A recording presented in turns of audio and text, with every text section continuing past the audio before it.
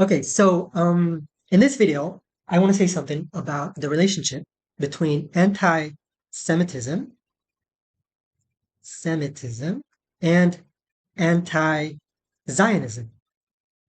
Okay, a very talked about subject, a very controversial subject. There's a lot of noise about this, a lot of controversy. I hope to bring some clarity into this question, into this debate. And before I get started, I want to say that I want to apply to this issue, to this debate, I want to apply a certain kind of method, a certain kind of approach, a certain kind of analysis, which might be called materialism, and I'll explain what I mean by that later on, materialism. And it's a kind of analysis that relates to Karl Marx. Okay, you don't have to be a Marxist to use this method, but it does relate to him in a way that I'll explain more later. But this will come later. So let's just forget about this. And let's talk about the relationship between anti-Semitism and anti-Zionism, and let's see how this method that I just mentioned, materialism, how powerful it is, how helpful it is. I want to demonstrate how powerful it is in cutting through the propaganda, cutting through the noise, and bringing clarity into issues and seeing what's really going on. So we have anti-Semitism on the left and anti-Zionism on the right, and we want to understand the relationship between them. And of course, the first thing we should do is define our terms, which makes sense that you would, especially when something is so controversial and there's so much noise about it, you want to be really clear about what you mean. So, anti Semitism, for the purposes of this video, I'm going to define anti Semitism as being opposed, or maybe even stronger than that, having hostility. Okay. Um, Hostility towards what? Opposition to what? To Jews in general. Okay. Hostility towards Jews in general, collectively, Jews as such. So if you have an opinion or if you have an emotion that is negative, that is hostile, that is opposing, and this negative and this opinion, it relates to all Jews in your mind. You see all Jews as worthy of this judgment or this emotion. Um, that would be an anti-Semitic behavior. That would be an anti-Semitic emotion. That would be an anti-Semitic opinion. Now, you might know that anti-Semitism, etymologically, technically, doesn't mean that. So we do have the anti here, which means something like hostility, being opposed, right? But Semitism, that's not exactly Jews. Semitism is a category, it's an imagined category, it's a pseudo-scientific category of people that is supposed to include not only Jews, but also Arabic speaking people are also Semites, right? Arabic speakers are supposed to be also Semites, but that's a historical accident. Really, the way we use the word today and the way the word was meant to use since it was invented around the latter half of the 19th century, it's about Jews. It's not really about so-called Semites. And so if you see yourself as opposed to Jews in general, that would be anti-Semitism according to this definition. Anti-Zionism, what does this mean? Well, Zionism is I don't know, we could define this as a political movement. I think that by now it's more than a political movement, yeah? It's because it's very successful. It managed to establish the thing that it wanted to establish. So today, Zionism is not just a movement towards something, but it's a reality. It's a system. Okay, it's a system it's a state that prevails in the land between the river and the sea, whatever you might want to call that land. And what is Zionism? What is this system of Zionism? I'm going to say something that is both not debatable. It's very clear. You cannot really argue against this, and yet it's going to sound controversial. But I'm going to say two simple facts about Zionism. First of all, the aim of Zionism was always, originally, to create in the land between the river and the sea. This is the land. And here's the Dead Sea. And here's the Sea of How do you call that? Sea of Galilee. Sea of Galilee. And this is the Mediterranean here. Okay, and we don't have the Gaza Strip and the West Bank yet. I'm gonna erase this. Okay, so before we had the Gaza Strip and the West Bank, before we had those borders, Zionism aimed to create in this land. Now, the borders of the land were imagined in different ways by different people. Sometimes they drew it something like this, and sometimes it was sometimes bigger than this, included, what today is the Kingdom of Jordan. So whatever. But in any case, this land, Zionism aimed to create in this land Jewish supremacy, really. Jewish supremacy in what? In demography. Okay, so a Jewish majority, demography. Jewish supremacy in and demography. That's just by virtue of having the demographical advantage. You also have the political advantage, of course, and the economic and the military. Now, of course, Zionists would not like to say that they're about Jewish supremacy. They would say they're about sovereignty. They're about having a state of their own. They're about having some piece of land on earth where they get to rule, where they get to be independent, where they get to decide without considering the opinions of anyone else what's good to them. And they think it's essential to them. And I think this is understandable. I have empathy towards that. But in any case, that would be Zionism. So Zionism was originally, and partition wasn't in the mind of Zionism to begin with. Zionism just said this, that they wanted to create this supremacy, this Jewish supremacy, in the land in general. Okay, so in all of the land. However, you might imagine the land, you might draw the borders a bit different, but in all of the land, there was no idea of partition originally. And indeed, today, this is what you have. You have Jewish supremacy, maybe not so much in demography. This is a big problem for Zionism today, that between the river and the sea, there isn't Jewish supremacy in demography, but there's certainly Jewish supremacy in politics and economics and military. Oh, I'm out of the screen now. Military power. So that's Zionism. Okay, that's a system that prevails. It's a real system on earth that that exists today in this land between the river and the sea. And I made a mess, but we don't need all of this. I'm going to erase all of this. Um, and if you're against this system, if you think that this is not the best way to organize the people, the relationship between the people, and the relationship between the people and the resources in the land between the river and the sea, if you think that there might be better ways to organize the people and the resources that isn't Zionism, then you are a non-Zionist, you are an anti-Zionist. Okay, so those are the definitions. We have anti-Semitism and anti-Zionism. Let me make the board a little cleaner. And the question is, what is the relationship between these two? Okay. And I'm going to do something unoriginal. I'm going to draw a Venn diagram, I think it's called. And I'm going to do red for anti-Semitism, red circle. And this circle represents anti-Semitism. So whoever has an anti-Semitic emotion, an anti-Semitic opinion, as we just defined, they will be inside this circle. And I'm going to do another circle, this time blue. This circle represents anti-Zionism. So this circle represents anyone who opposes, like we said, this project of Zionism. And this, I believe, that I'm going to say something that shouldn't be controversial. I believe this is clear, that at least as much as you can measure people's opinions, okay, I can't read their minds. I don't know what they're really thinking underneath. Not necessarily, or it might be more difficult. But as much as it is measurable what people think, as much as people can express their opinions, if you go out to the world and you ask, what is the relationship between anti-Semitism and anti-Zionism, this is what you will find. That is, you will find that there are people that are over here who express anti-Semitic opinions, anti-Semitic emotions, and maybe they don't have anything to say about Zionism. They're not necessarily anti-Zionists. Maybe they existed before Zionism existed. The original anti-Semites, this movement was formulated in the latter half of the 19th century in Europe, in Central Europe. The word was antisemitismus, from German, and the Zionist movement was barely existing, if at all, at the time. So they didn't have an opinion about Zionism. So they would be here, and sometimes anti-Semites might be Zionists. They might be pro-Zionists. That can even happen as well. So some people will be here. Some people will be here, right? Some people you will find express opinions and emotions that oppose Zionism, but they don't express opinions or emotions against Jews as such. They might be Jews themselves. They might be religious, observant Jews. They might profess that they love Jews, or you might believe them or not. But the fact of the matter is that these people exist who don't betray any shred of anti-Semitism while they oppose Zionism, right? And then I think you'll find also this group, the how do you say when two things come together?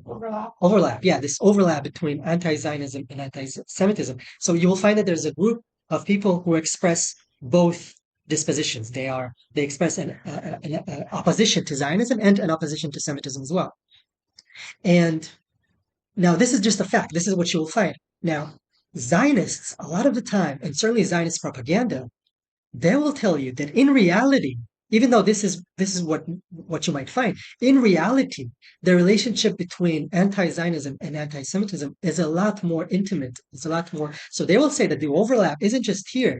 Now, I don't have the technical ability to do animation, but just imagine that this blue circle on the right and the red circle on the left, they come closer and closer together, and the overlap is greater and greater until they occupy pretty much the same space on the board. Imagine that. That's how Zionists, a lot of Zionists see the relationship between anti-Zionism and anti-Semitism. And they would say that even though ostensibly you do have people over here who express anti-Zionist opinions without um, overtly being anti-Semitic, they say that actually underneath there's anti-Semitism there as well. That's what Zionists would say. And they would say that these instances where the overlap is apparent, where you see people who are anti-Zionist who also say anti-Semitic things, this is proof of that. Okay, that's their opinion. That's the thesis. And I want to illuminate how they do this, or what happens in their mind when they make the jump, when they say, because there is some overlap between anti-Semitism and anti-Zionism, we understand the entirety or almost the entirety of anti-Zionism to be anti-Semitic. Why do they say that? How do they say that? And actually, there's a theory here. So I'm going to, before I get to the theory, so this is an example. I want to give an example of the overlap, right? If you doubt there's an overlap, there certainly is. So there's certainly instances of anti-Zionism that also expresses that also comes together with anti-Semitism. And this is one example of that over here. This, we have a quote. Um, Let me write this here. This is from the 1988 covenant or charter. I'm not sure what they call it, but this is like the founding document, supposed to be the founding document of Hamas. Hamas was founded, I think, December 1987. And then sometime after that, in 1988, they released this document. This is only a part of the document where they say what they believe in, what's the objectives of the movement. And this is a very famous paragraph from the Hamas charter. We're not going to read it all. I'm just going to highlight a few parts. So they're talking about their enemies. They're talking about Zionists, and they're also this. At least here, they're very explicit about their enemies being Jews, not just Zionists. So they say they were behind the French Revolution. They were behind the Communist Revolution. What else do they say here? Freemasons, yeah. Um, they destroy societies and promote the interests of Zionism. Um, Let us speak without hesitation. They were behind the First World War, right? They created the League of Nations so they could rule the world. They were behind the Second World War. Okay, so this is very reminiscent. You probably know of the document called the Protocols of the Elders of Zion. And maybe I'll say more about this a bit later. This is a document, Protocols of the Elders of Zion. This is a document that appeared in Tsarist Russia um, at the beginning of the 20th century. And according to this document, there's a conspiracy, a world conspiracy of Jews, and they are behind all of the um, malevolent and malicious things that have been going on in modernity, the revolutions, and it's all a plan to take over the world. This is the Protocols of the Elders of Zion. So you see the Hamas Charter echoing this classic anti-Semitic, European anti-Semitic document in the Hamas Charter. Hamas being, of course, against Israel, so it's anti-Zionism that is also anti-Semitic. This is an example of this overlap. Now, again, for Zionists, the fact that there's an overlap, this means that for Zionists, this is proof that all of anti-Zionism is anti-Semitic in reality. They don't always show it. Maybe they're not even always aware of it themselves. But essentially, all of anti-Zionism is anti-Semitism, or most of it. Or let's say the engine, the driving force for Zionists when they see the protest in the campuses, in the universities in the US and around the world, and people on the street, they think that this is mostly anti-Semitic, or at least to a large extent. So why do they say this? How do they reach that conclusion? Well, they have a certain theory of anti-Semitism. Okay, a theory of anti-Semitism. And this is not only Zionists per se. I think all of us are we have this theory in our heads. We've been indoctrinated to think about anti-Semitism in this way. A certain theory of anti-Semitism. It's in our education system. Maybe I should speak for myself. I was born and raised as I was raised as a Jewish Zionist citizen of the state of Israel. But I do think that this is more general than just Zionist education. I think that people in the US and in Europe also learn to think about anti-Semitism in the way that I will present right now. It's a certain theory about anti-Semitism, and the idea is, it's going to sound weird at first, but the idea is that anti-Semitism, that's not good. Anti-Semitism is a kind of being. Okay, it's a kind of thing. It has this existence. It has this ontology. It's out there in the world. Anti-Semitism exists out there. And I'm gonna do it like this little picture here. This is anti-Semitism. It's a kind of being. And the being has different appearances, right? It can take on different forms. Okay, so this form would be Christianity, right? Okay, so the Catholic Church had its anti-Semitism, or I should say, anti-Semitism had the appearance, took on the appearance of Christianity, of a religious language terminology, but it can also take a form of secular, pseudoscientific, racist. Is that right? Yeah, like in the Nazi movement. Okay, it can also take on this form. There's also like communist or socialist anti-Semitism. How do you do I think something like this, or like this, right? The communists, um, and so on and so forth. And one of these arms would be anti-Zionism, right? So a lot of Zionists think of anti-Zionism as just the same old monster, the same ancient, maybe eternal monster of anti-Semitism rearing its head in a new form. That's all it is. They call it the new anti-Semitism, right? So anti-Zionism is just another form of anti-Semitism. And if you catch the irony of this illustration, the irony is on purpose. So we have here an octopus. Let's see, 1, 2, 3, 4, 5, 6. Not quite an octopus, but let's add. Okay, now it's an octopus with 8 R's. And of course, ironically, the Jewish conspiracy, in the eyes of classical anti-Semites in Europe, were often depicted as this octopus with many arms, taking over the world, right? Different bodies, different agencies, all in the service of this one conspiracy of Jewish control of the world. And ironically, Jews think about anti-Semites the same way. It's this cosmic conspiracy that brings together the most different kind of characters, like ancient Romans and Christian and pagan Romans and Christian from the Middle Ages and Palestinian peasants. They're all part of this conspiracy against us, right? It's also very demonic and mystical. And if you don't believe me that this is how Zionism is portrayed, this is a book that really exists, and this is the title: "The Devil That Never Dies." Okay, the rise and threat of global anti. So here you go, the devil. It's this demon, really. It's this metaphysical force, and it never dies. It's eternal, right? This is how a lot of Zionists, and not only Zionists, learn to think about anti-Semitism. So this is one theory of anti-Semitism that I want to challenge over here. Now, before I challenge this theory, I want to say that this idea that there's a single being might have different appearances. So I want to establish our terminology. We have being versus appearance, right? So a single being can take on different appearances. Of course, this does happen, but a single being might take on different appearances.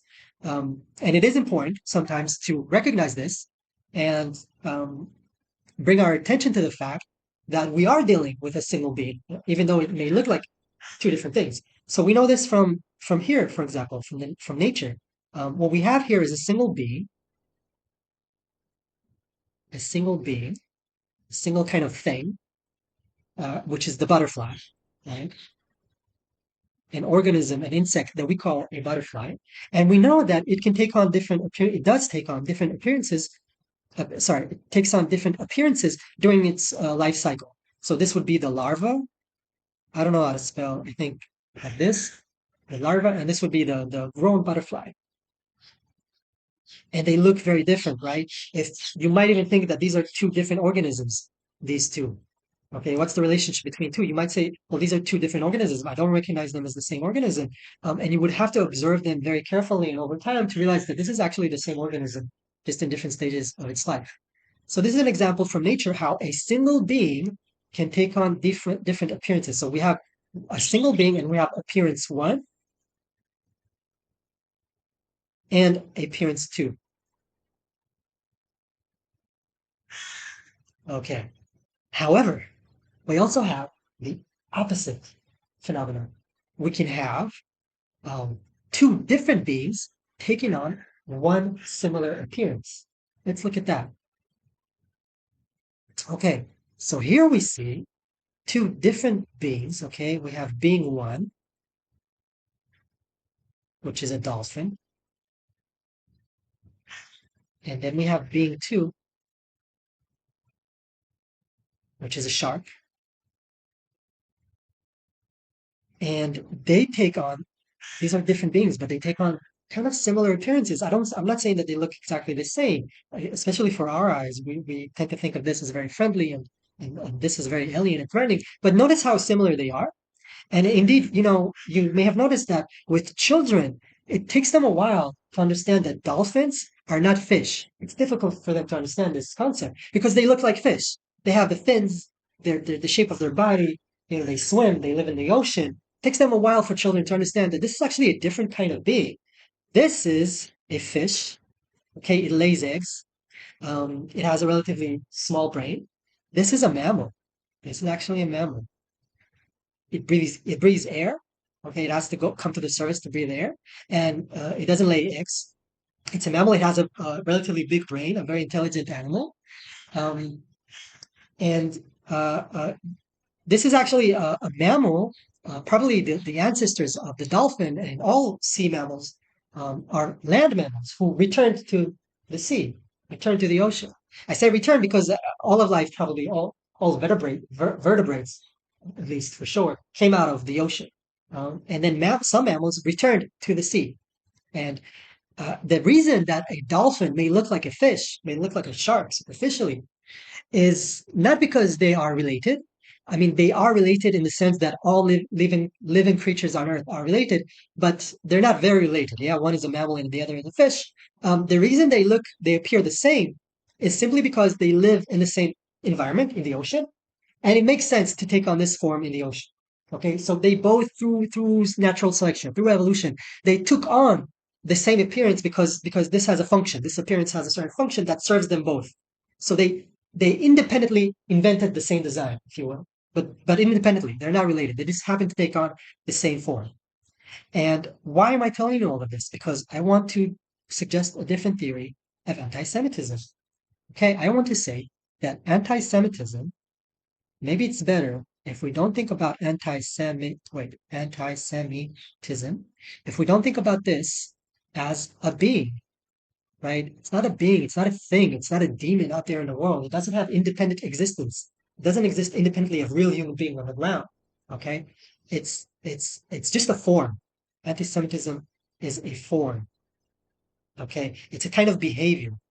I don't know how to spell. I hope this is okay. It's a kind of behavior. And different people might take on this form or might take on this behavior for possibly for very different reasons. And it's important to not confuse the two phenomena as being a single being. Another metaphor that helps us here is the metaphor of symptom, right? Symptom as opposed to what? As opposed to cause, or as opposed to disease or underlying condition. So we have the difference between a symptom and a cause. And what I'm trying to say here is that anti-Semitism is only a symptom. It's not a cause of anything. It's only a symptom. So what do I mean by that? Let's imagine this is a person. Oh my God. Okay. And this person, what I'm trying to paint here is that they sneeze. This is a sneeze. They go achoo. Okay. They sneeze. And maybe they sneeze profusely the whole day. They keep sneezing. So what is this sneezing? This is not a thing. This is not a being. This is only a symptom. This is only a behavior. This is only form, right? And then you need to ask, well, what is causing this symptom? And it might have different causes. For one person at a certain time, this might be COVID, right? Get them away from me. On the other hand, this might be an allergy. All right, maybe it's springtime. Oh, I'm out of the screen. Allergy. Okay, so two very different causes for a similar behavior, for a similar symptom. And this is how I suggest we should think about anti-Semitism, right? So let's do this right now. let's look at two people, and this person is a member of the Nazi movement, and this person is a Palestinian. Um, and here's a fact that maybe I should do like comic books.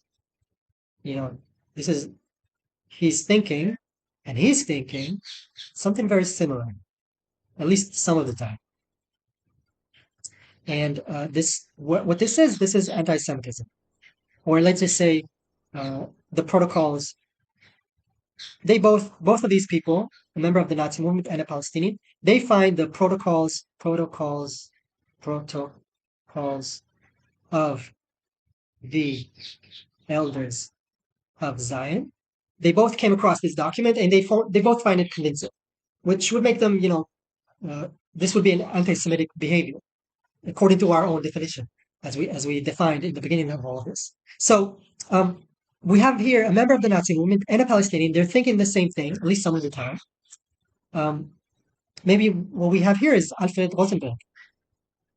So Alfred Rosenberg, he was a Baltic German. He was ethnically German, so-called ethnically German. Um, that is, his culture was German, his heritage was German, but he was born and raised in Tsarist Russia, a part of then Tsarist Russia. And after the Bolshevik Revolution, or during the Bolshevik Revolution, he immigrated to Germany, to the West. And in Germany, he became a member of the Nazi movement, and he became a very important member of this movement. He became the ideologue of the movement, and he brought with them from Tsarist Russia this book of the Protocols of the Elders of Zion, and he was very important in popularizing, making this document popular in the West. And I believe he introduced this document to Hitler. Not that Hitler wasn't an anti-Semitic before that. There was anti-Semitism before this document. But when the anti-Semites of Germany and Central Europe in general, when they came across this document that first appeared in Tsarist Russia, they liked it a lot. Okay, so Alfred Rosenberg, he prints actually this document after he comes to Germany. Um, okay, and then we have this Palestinian. Now, if anti-Semitism is a being, well, then what you have here, let's this is our being, right? It's just a single being that produced these two different people, right? And then for Zionists, there's nothing to explain. There's this, well, look, this is anti-Semitism. This is anti-Semitism. There's nothing more to say about this. But if you don't think there's such a being as anti-Semitism. There isn't this demon, this disembodied demon, right? It doesn't exist. There is anti-Semitic behavior, of course, and thought, but it's a symptom. So if it's a symptom, you must ask, what is this a symptom of, right? What's the cause of this? And the answer might be different for these two different people. In fact, I'm sure it is. It's a very different, they have two very different reasons to both of them adopting the protocols of the Elders of Zion. Now, why did the Nazis or anti-Semites in general in Europe, why did they adopt these ideas? That's a very interesting and important question. We need to ask this. I'm not going to get into this right now. But let's ask about our Palestinian friend over here. Why did he adopt these ideas? Why does he find this convincing? Well, maybe, just maybe, um, this Palestinian is a peasant, a poor peasant in Palestine in the end of the 19th century or in the beginning of the 20th century. And they live on a certain piece of land. And this is the land that sustains them. But, they're peasants, they're very poor, they're exploited, but they do have this access to a natural resource that feeds them, that gives them some autonomy, some pride. They're very connected to the land, as all peasants are. And then one day, Jewish settlers, Zionist settlers, I should say, from Europe, show up with money and they purchase the land from whoever might be the official landowner, even though they don't live on the land, they don't know the land, they just happen to officially own it for whatever reason. So the Zionist settlers buy the land, and then they tell the people on the land, you have to go. Okay, you can't stay here. And this indeed is what happened. This is how the first Zionist colonies, or moshavot, in Hebrew, moshavot, this is how almost all of them were founded, by displacing existing Palestinian peasants, falahim, Arab-speaking peasants, Muslim peasants in the land. So maybe this happened to you. So, or maybe, hold on. There is. Maybe you survived.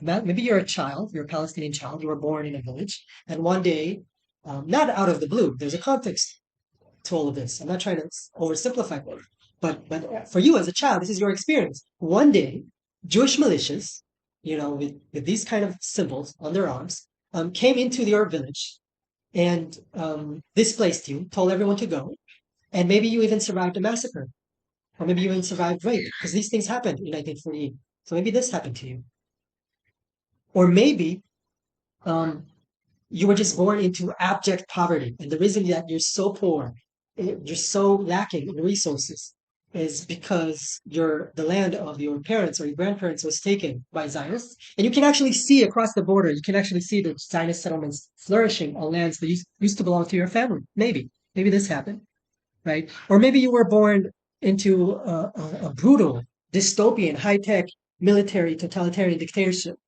and your entire life is regulated by this external force, this violent force that you don't have freedom, right? And you were born into this. You were born, you don't know any other reality, okay?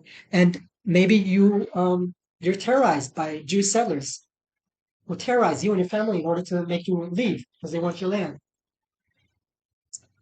Or maybe you woke up one day and you discovered that your entire family was killed by the Israeli Air Force. Another thing that is happening. This has happened. This is, it's undeniable, part of reality. So if you're Palestinian, any one of those things, or several of those things, probably happens to you. In short, what I'm trying to say is that if you're our Palestinian friend from before, this person with these ideas about the protocols of the elders of Zion, um, maybe the reason for this, right?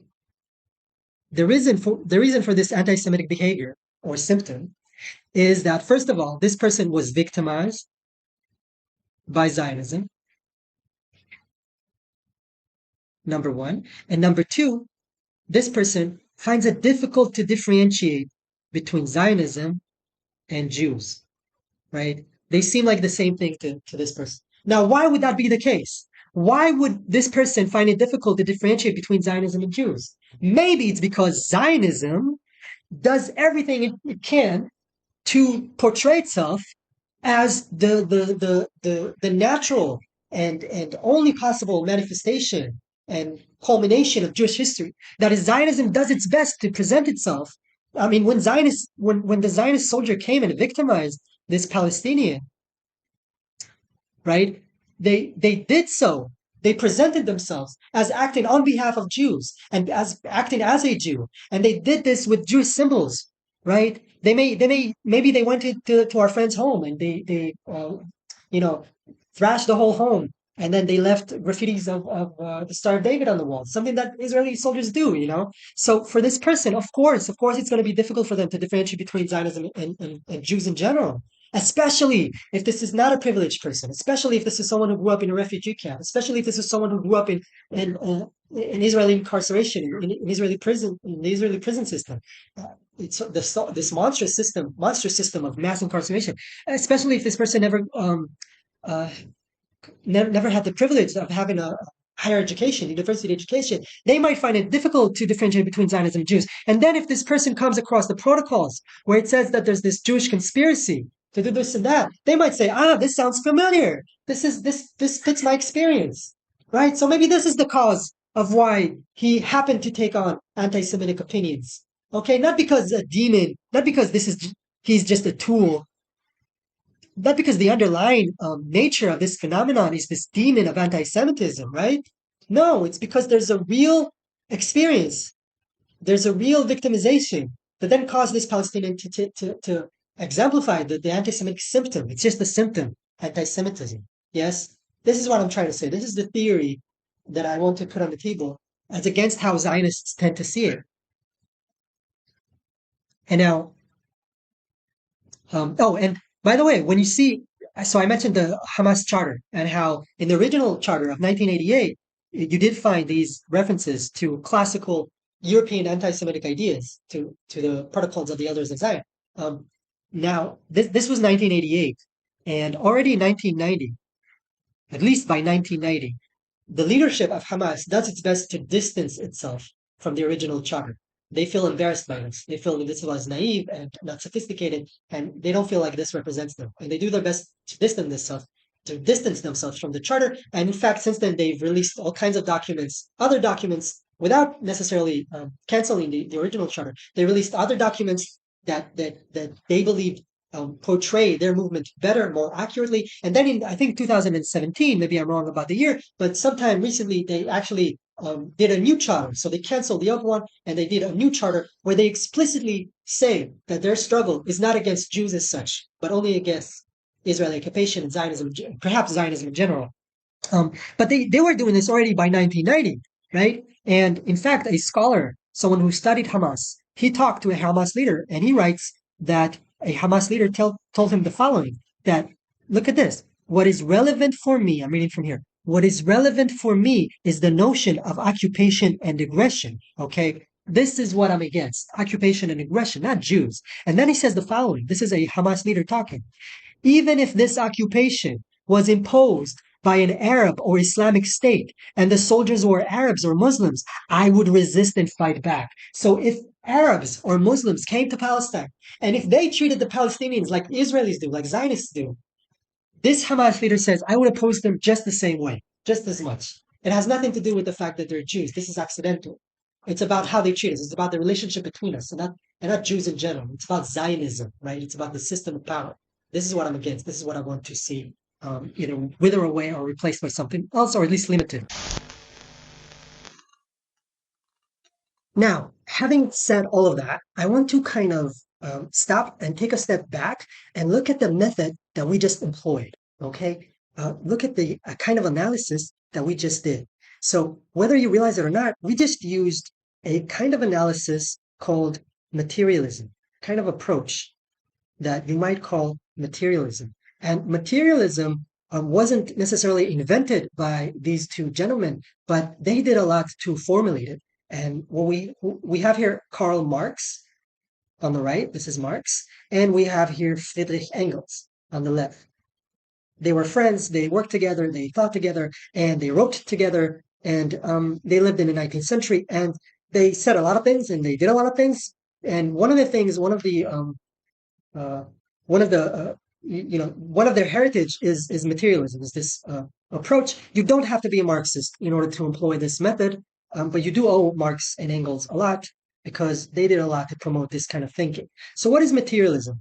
I want to illuminate this because it is, I think, a very powerful way of thought, mode of analysis that you can use on other issues as well, not just about the issue we just examined. So what is materialism? When we talk about materialism, we mean this as opposed to idealism. Okay? These are the two opponents, materialism and idealism. So what is materialism? You are a materialist if you think that matter or the material comes first. And I just drew this kind of rectangular shape to convey that this is something very concrete. Yes, this is material. And you're a materialist if you think that the material is the most fundamental, it's primary, and ideas come second. Okay, so here's the world of ideas, and this comes second. Okay, and you're an idealist if you see it the other way around. If you think ideas come first, and then the ideas form the material world that we live in. Okay, so what does this mean really? This is kind of abstract. We can only really understand this um, when we look at examples. So let's look at some examples. You can apply this model to different domains. One domain would be metaphysics. Okay, metaphysics. Let's apply this model to metaphysics. And metaphysics is the study of what exists, right? What is there? It's very philosophical. And you're a materialist if you think that the primary matter of existence is matter, is the material, is atoms, molecules, just stuff, right? That's what comes first. And maybe you believe that first there were atoms and molecules, and then on some planet, in the edge of a certain galaxy, some of these molecules came together and they coalesced into a kind of stuff that in some kind of mysterious way that we don't completely understand, this kind of stuff was able to reproduce itself, to replicate itself, to multiply. Yeah. Um, And these were the first quasi living organisms. Yeah, and they developed into something like a single cell organism. Okay, just the single cell organism floating around, duplicating itself, multiplying, doesn't have any consciousness yet, yeah, doesn't have ideas. It's still very material. And this thing evolves and it becomes more complicated and it turns into vertebrates and into mammals and birds and all kinds of things. And some of these animals that come out of this, they have cognitive abilities. They have something akin to thinking, something like thinking. And then some of these animals develop language, right? Or an ability for language. Um, and so they have ideas, they speak, they have ideologies, they have culture, they have art, right? And one of the ideas of these organisms is the idea of God, right? So the ideas come last, and God comes last. You might think this if you're a materialist in the metaphysical sense. Um, if you're an idealist, you probably see it the other way around. Okay, so if you're an idealist when it comes to metaphysics, you think no. Before there were molecules, before there were organisms and minerals and all of this stuff, there was just an idea or a consciousness. Right? God was there first, right? And God had an idea. He had a thought. Let there be light. Let there be light. And boom, you have the world, the material world. So the idea comes first and the material world comes second. It doesn't have to be religious. It could be more philosophical. So Plato, he says that the ideas come first in a different, he has his own creation story, but he doesn't necessarily formulate this as a creation story, but they have kind of metaphysical primacy. Now, I don't want to dwell on this. This is not at all important to me. It's not important to me that you would be a materialist when it comes to metaphysics. I don't care about metaphysics. So I'm just going to erase all of this. This was just an example. And let's apply this model to another domain. We can apply this model to the domain of the psyche, of the individual psyche, right? So Freud did something like this. Freud was kind of like a materialist when it comes to the individual psyche, and may well have been. I mean, I think it's very likely that he was influenced by Marx. So Freud said that when you look at the human psyche, you first have the more primary parts of that psyche is the unconscious. Um, I don't know how to spell unconscious. The unconscious. Yeah. No, I'm sorry. The unconscious. Um, so this is the more primary part of the psyche, and the conscious part, conscious, comes second, right? So Freud called this the unconscious. He called this the id, and id is in Latin. Id means it. It's just this thing. It's just this stuff. It's just there. Um, And this Freud called the ego. This is the I, the self. And there's also a superego. And this is very reminiscent of Marx. So Marx, writing before Freud, he called the material part, he called this the Sein, okay, the being, the thing that just is. It's kind of similar to the it, to the it. He called this the Sein, das Sein. And this part, the realm of ideas, Marx called the Bewusstsein, which just means consciousness in German. Bewusstsein. I didn't spell that right. Anyway, Bewusstsein. So we have das Sein and das Bewusstsein. And for Marx, the Sein comes before the Bewusstsein. And Freud says something very similar. He says the unconscious is primer. It comes first to the conscious. The id is more in control, really, than the ego a lot of the times. So let's see an example of this. Let's say this is a true story. Let's say I have two nieces, two little girls, and one sister is older and the other sister is younger. And the younger sister is playing with a toy, and then the older sister, she comes to her baby sister and she rips the toy out of her hands. She takes it for herself. And there's a mayhem ensues, and I come to settle the situation. And I ask the older girl, why did you do this? Right? I ask her about our psyche. What was going through your mind when you did this? Why did you behave this way? And the girl who took the toy, she tells me she's going to give me a lot of reasons, right? She's going to give me a lot of reasons, a lot of ideas about why she took it.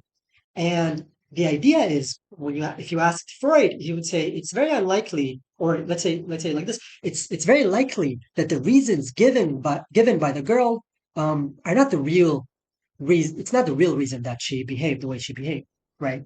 It doesn't mean that she's lying necessarily. So I come to her and I ask her, why did you do this? And then she does this introspection, right? She looks into herself, she looks into her mind, and but she only has access to this part, to the conscious. She only has access to this part. So she looks into her mind. She asks herself, "Yeah, why did I do that?" And she finds reasons. You know, she half finds them and half creates them, and she believes it as she says it. And she says things like, "Well, the toy was mine to begin with." Or maybe if it wasn't mine, I kind of laid claim to it. I said that I wanted it first before she wanted it. I wanted it more than her. Or maybe she wasn't using it right. She was about to break it. Or maybe she didn't really care about it. I care about it more. So I should have it. She gives us these reasons for why she took the toy, where the reality might be a lot more um, subconscious. I should have written here subconscious, not unconscious. It's subconscious. It's below the consciousness. The reality might be more of this realm.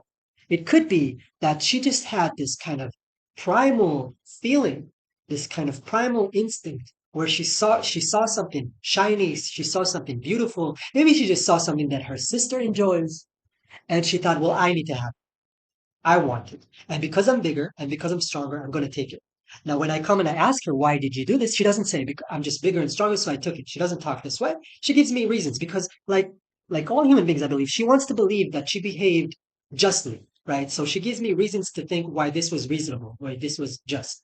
Um, People don't like to think of themselves as if they act like bullies, So they'll give you the reasons. And I do think that this is very much this applies to a lot of our behavior as human beings. So I see it in myself, I see it in my partner, I see it in my friends, I see it in my environment and history. I do think human beings act this way a lot of the time. They rationalize their behavior. What they say about why they behave the way they behave isn't necessarily why they behave, and in this respect, I think Freud was right. Of course, Freud said a lot of other things that I don't want to commit to. I'm not a fan of psychoanalysis necessarily. um, but in any case, this is just another example. Again, it's not important to me that you will be a materialist in this sense. I just wanted to kind of give you another example. So again, I don't care if you're a materialist when it comes to metaphysics. I don't care if you're a materialist or an idealist when it comes to the human psyche. I do think that when it comes to history, society, right, how the world works, no, I'm not going to write that down. I'm just going to say it. How the whole idea, when we try to figure out how the world works, what is going on around us, and I mean the human world here, how we relate to each other as human beings. Whenever we ask this kind of questions, I think that we should be materialists, right? In this realm, I do believe we should be materialists. So, what would it mean here to be a materialist? What is the matter when we talk about history, when we talk about society? Well, the material in this case, it would be the social the sum total of social and economic relations between human beings and between resources. And one way of formulating this is the material is really the question. Every human beings always ask this question, consciously or subconsciously. And this is the question of history. This is the question of politics and society and economics. The question is, how do we divide? How do we divide what? The resources, the natural resources. How do we divide the resources? How do we divide the labor, right? Who does what?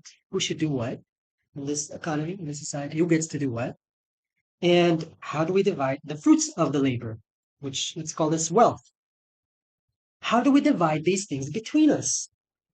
And the answer that we will give to this question through struggles, through compromise, right? Through conflict, not just through deliberation. Maybe one day we'll get there where we just, uh, without violence, we just come together and we agree that everyone should have an equal kind of access to natural resources, and that we should decide how to divide the labor between us through consent, right?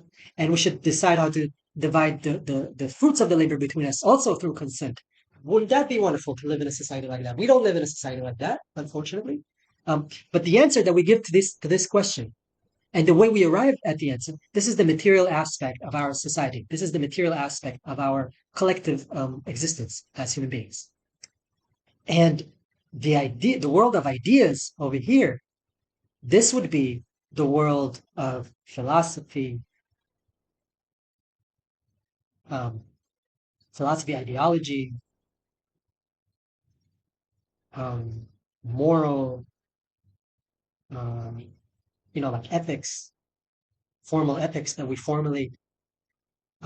What else? Religion, art. And you're a materialist when it comes to history and society if you think that all of these things, they come second, in a sense. They serve this, right? And not the other way around.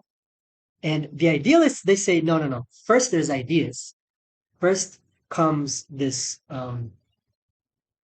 philosopher, and he has an idea. He says, hey, I don't know, someone like John Locke or Thomas Hobbes, they came, these great men, right?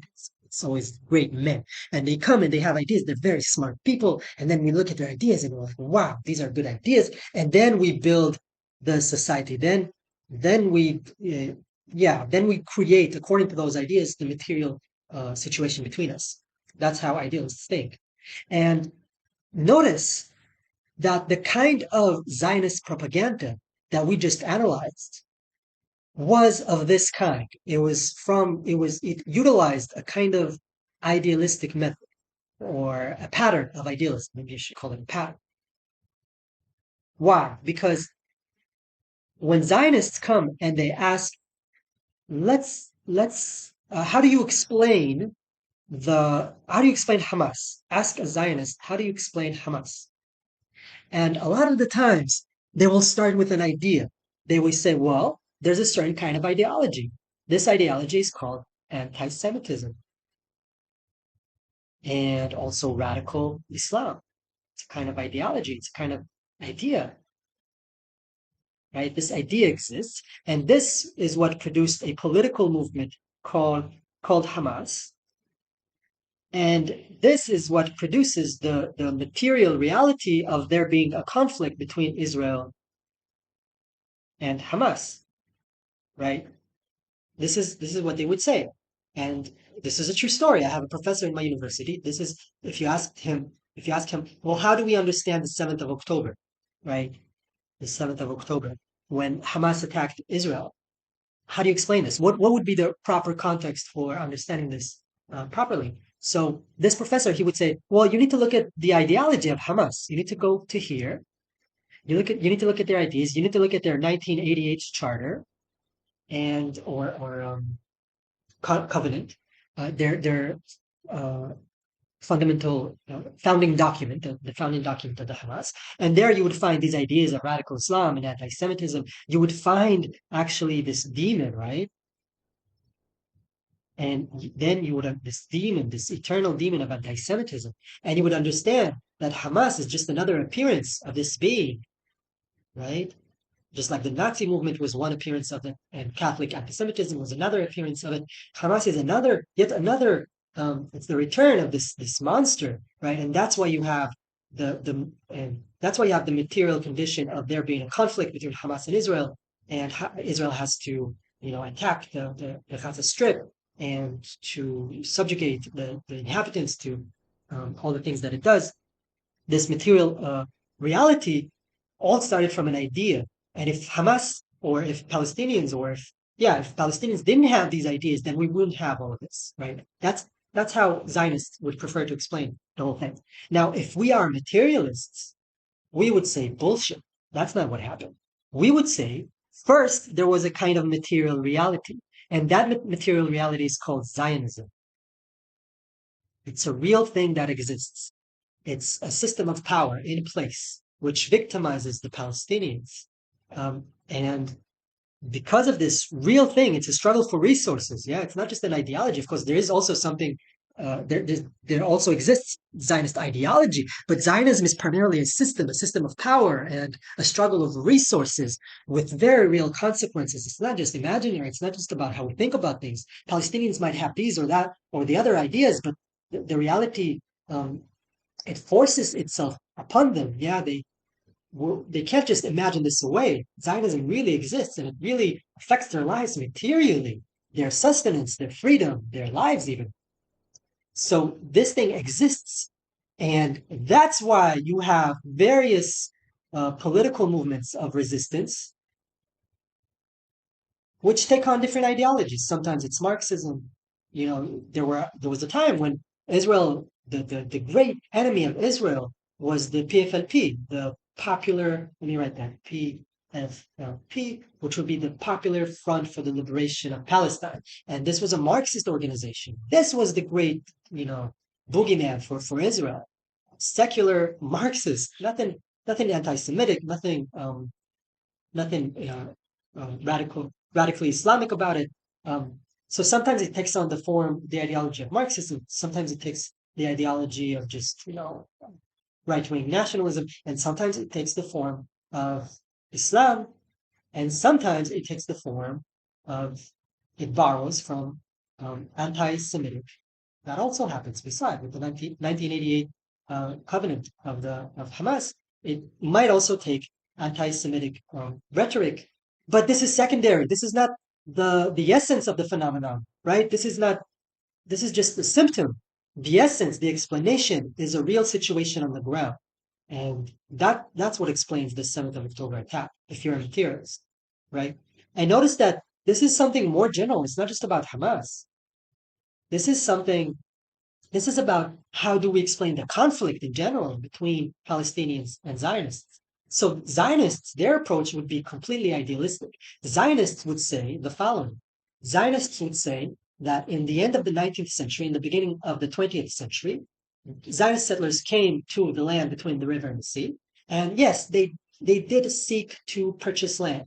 And they did seek to bring as many Jews as they can to the land and become a majority in the land and establish a Jewish state, that is a Jewish where Jews would be supreme. They would have the demographical advantage, they would have the political power, they would be independent, they would have sovereignty, they would have self-determination, right? But Zionists would say this project posed no threat to the material, to the real lives of the Arab inhabitants of the land. Okay? Zionism wasn't meant and wasn't supposed to dispossess anyone. There was enough room, enough resources in the land so that Zionism could be established without harming a single Arab inhabitant. And if anything, Zionism was about to make things better for the Arab inhabitants of the land, because these were poor and oppressed peasants and backward people, primitive people. And these Jews, these wonderful, intelligent Jews from Europe, were about to introduce them to modernity, to electricity, yeah, um, to medicine. They were about to make their lives so much better. But then what happened? Okay, so what's the basis? There's no material basis for the conflict. There's no material need for a conflict. Materially speaking, there's no problem. There's no contradiction. So for Zionists, what is the basis? What is the root of the conflict? It's in the consciousness. It's in the consciousness of the Palestinians. This is a consciousness. This is a mentality. This is an ideology, right? That is backwards and fanatic and just violent. Just inherently, that's their culture. They do it to each other, not just to Jews. They do it to each other. They're violent. Um, and what else? They're anti-Semitic.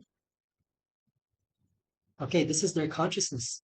And so, although the Zionist settlers posed no threat to the Arab inhabitants of the land, the Arab inhabitants resisted the Zionist colonization, and they fought the Jews, and they killed the Jews, and they forced the Jews to militarize in order to protect themselves, and they forced the Jews to take the land by force, and they forced the Jews, or the Zionists, I should say, to set up military occupation, military regime to control the lives of millions of Palestinians. And they keep forcing the Zionists to bomb them and to do, but there's no real reason for this, right? Materially speaking, Zionism was no material threat to the Arabs. It's just that they have these ideas, they have this mentality. It's just who they are, and this is what causes the conflict, this material reality of the conflict. So this is how Zionists would explain things. And notice how idealist this is, because it starts with ideas. It starts with the ideas in it's imaginary. It's just that the Palestinians have these wrong ideas in their head. So so the solution to the well, let me say something about the solution later. So what will we say about this is if we are materialists? Again, we would say bullshit, right? It's the other way around. First came Zionism, which did pose a threat, right? The very first um, uh, Zionist settlements, or colonies, the Moshavot, they already displaced Palestinian peasants, and there were reasons for this. Not because they're evil, but in order to manifest, in order to establish Zionism, they didn't have a choice but to engage in a systematic warfare against the property of Palestinians, against the essential, the life-giving, the sustaining property of Palestinians, their land, right? For peasants, there's nothing more important than land. This is what gives them their food, their sustenance, their some degree of autonomy, some degree of dignity. It's their land. And Zionism had to take it away from them. Whatever the intentions, right? Whatever the consciousness of Zionism, of course, that Zionists would have liked to believe that the establishment, the manifestation of Zionism wouldn't harm anyone. It would just bring good to the world. Um, and they came in peace in that sense, where their consciousness would have liked for things to advance peacefully. But pretty soon, Zionist leaders and Zionist planners, you can see this in history, they realized that they cannot establish Zionism without taking the property of Palestinians, without dispossessing the Palestinians. They were conscious of this to some degree. You can find this in history. And in any case, this it's what happened, right? And Zionism forced the consciousness of anti-Zionism, the political movement of anti-Zionism. Okay, so a material uh, reality, a kind of answer again to the question of how do we divide the resources and the labor and the wealth between us. So Zionism is a kind of answer to this question, right? It has a material aspect. The material aspect of Zionism is that, well, it pertains, of course, to the land between the river and the sea, not the whole world. But when it comes to the land between the river and the sea, Zionism um, its answer to the question of how do we divide all of this is, well, Jews get to decide, and they should get the better part of this, which is the reality, right? You can go and measure this: who has the resources, who has the wealth, who does the more menial labor, right? Who's being exploited by whom, who has the power. And so Zionism's answer to this is that we get to decide. The Jews, the Zionist establishment gets to decide. We don't want to share these decisions equally with Palestinians. And this is across the board. Even liberal Zionists would say this. Not maybe not openly, but if you're a materialist and you know how to see what they're really saying, you see it very clearly that no Zionist, even the liberal, the kind of more polite version of Zionists, no Zionist accepts parity in power and in distribution of resources between Jews and Palestinians between the river and the sea.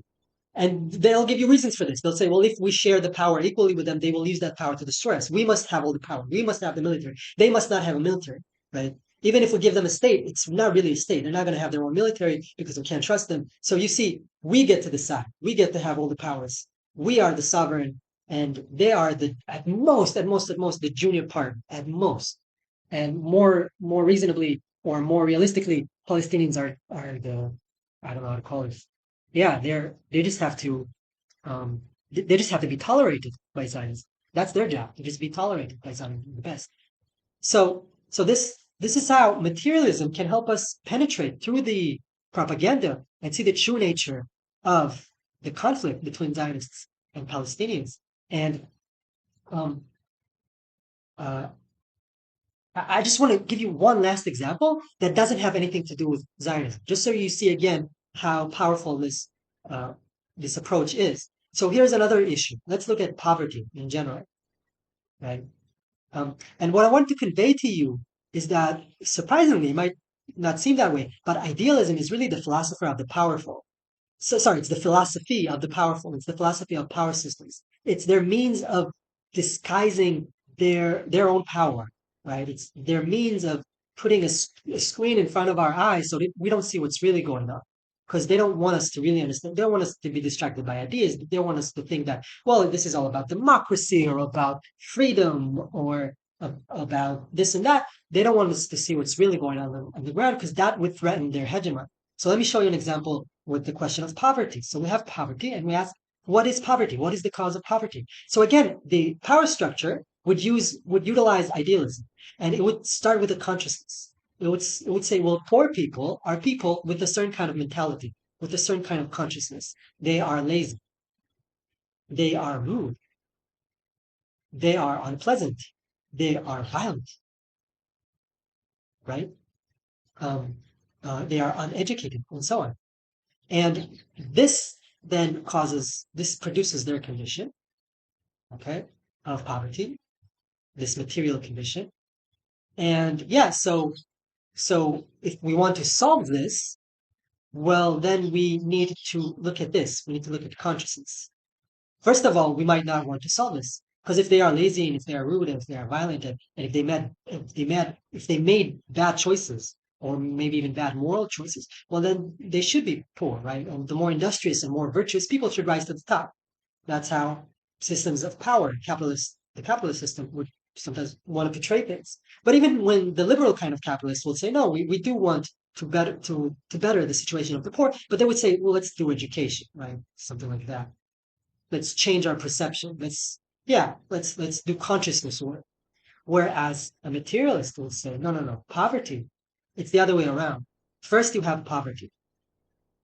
First you were dispossessed by capitalism, historically speaking. You can see this through history. People being dispossessed. Marx called this the separation of the worker from the means of production, yeah? The dispossession of the great mass of humanity. You were dispossessed. You were atomized, right? You used to have a village, you used to have a tribe, and they took that from you. They took the land from you. And now you have nothing. And to survive, you have to come to the people who own the means of production, and you have to sell yourself so you don't starve. And you have to become their worker. And you live in a certain condition, a certain material condition um, that has certain symptoms. And the symptoms then are violence, right? You try this. You come and live in this kind of situation where you don't have autonomy, you don't have security. You're being bossed around all day long. You live in you are alienated from nature, right? You live in a dirty city in the slums. You come and live here, and you see what it does of you. You'll see that this causes certain symptoms. Okay, the symptoms come second. Violence, being so-called lazy, which means I don't want to do this work because I'm being exploited, because I hate this work, right? Being rude, right? This comes second. And if we want to solve the situation, then let's not focus on consciousness because this comes second. Let's focus on the material reality. Let's focus on the question of how do we divide resources, labor, and wealth among ourselves. Let's ask this question, right?